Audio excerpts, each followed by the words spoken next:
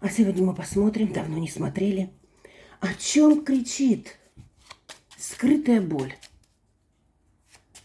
человеческой души его. И будем смотреть.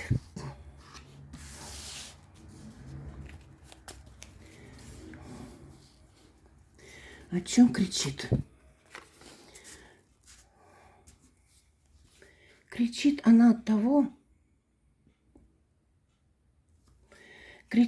того, что он не понимает, что где эта справедливость? Где справедливость? Почему он хотел вознаграждения? Он думал, что Фемида будет на его стороне, но у него почему-то текут слезы. Да, у него печаль. Печаль у него и его души, и по печали, от печали какой-то женщины. В сердце вы есть. Это вы наверняка. Мы посмотрим, воск как расплавится. Печаль у него еще от того, что он хотел выиграть какую-то бешеную, я образно говорю, лотерею, ну, кто-то может и в лотерею. Но Гермес распорядился по-другому. Вот вроде бы как победил, а на самом деле эта победа становится его поражением.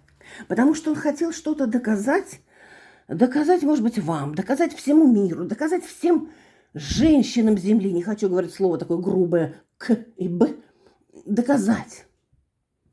Но получилось, что это его проигрыш. О чем кричит его душа? Да, он всем вот показывает, какой я замечательный, да я такой, я всем могу, я могу наслаждаться всеми красками мира, я добился там того-то, того-то, я пришел, и я живой, я стою, и я делаю то, что я хочу. А на самом деле он это называется понос слов. Восьмерка черви. Да, он в уши вливает людям про любовь, про счастье, про радость, а на самом деле там далеко. Радуется, да, он каким-то деньгам, но дело в том, что часть какую-то получил, а часть открыл сундучок, а он пустой. О чем болит скрытая? Вот кричит скрытая боль его души, скрытая, которую он не показывает. Она именно болит о том, что он не получил какие-то материальные блага. Это могут быть и квартиры, и машины, и все что угодно, и на предприятиях, и недоплаты, и неправильно составленные договоры. То есть дележки, морковки, чего хотите. Но здесь действительно, что у него боль, что удача прошла стороной, он проиграл. Он проиграл, он очень рисковал, но он проиграл. И он в чем-то так думает, что это как бы вы это сделали. Почему вы? Конечно, всегда лучше на кого-то обвинить, нежели сказать, что это мои действия привели к тому-то, к тому-то. Все будущее – это наши действия сегодня. И поэтому в хрониках Акаши, откуда я вам говорю всегда, и ясновидение, и некоторые сказали, ой, я не буду, я там по вариантам. Это ясновидение. Не нравится вам по вариантам, я буду делать ясновидение по одному варианту. Пожалуйста, в комментариях напишите. Потому что нельзя быть довольны всем. А особенно это пишут усеры. Усеры. У них же прям ни картинки нет. И написано «усер» латинскими буквами. Потому что они ничего не могут. Им бы лишь бы вообще не вдумываться. Когда я говорю 3 варианта, это шанс ваш выбрать то, что вы хотите. Мне тоже не нравится по вариантам. Но там очень коротко. И можно сразу решить. Я буду делать ясновидение четко по одному варианту, раз вам не нравится. А мы смотрим про него.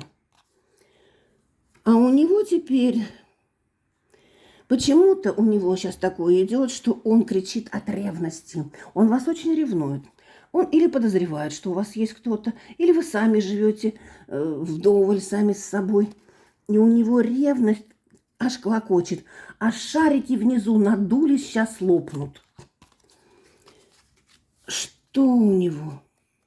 Знаете, он бы хотел бы помолиться, но Но даже в церкви он не находит покоя, потому что в церкви стоит сейчас одна фальшь.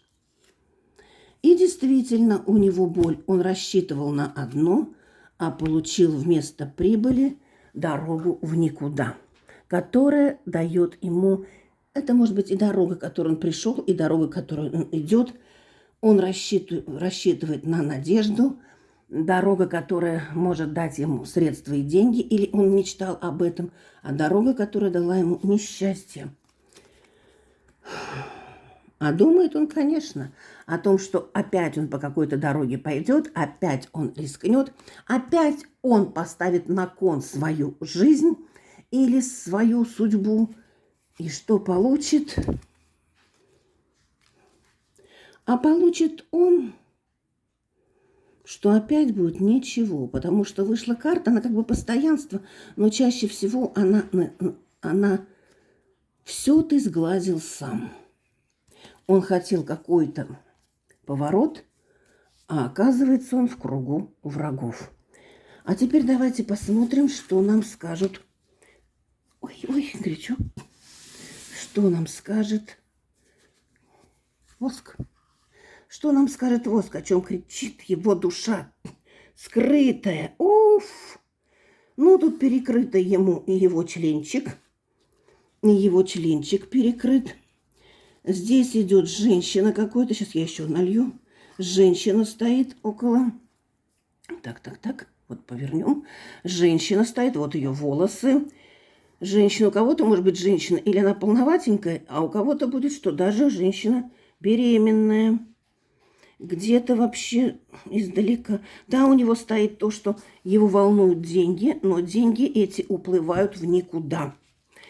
Что еще у него стоит? Кричит его душа. Душа его кричит, что у него какие-то начались проблемы его мочеполовой системы и какие-то проблемы с деньгами. И все это за предательство, не знаю чего, но он предал именно свою душу. Пишите в Телеграм, подписывайтесь. Все мои контакты в шапке профиля, в описании. Нажимайте на ссылку и можете писать тогда в Viber, WhatsApp, Telegram. А с вами была Вивьена. И да будет так. Принимаю, приобретаю. Счастью дорогу открываю. Истина.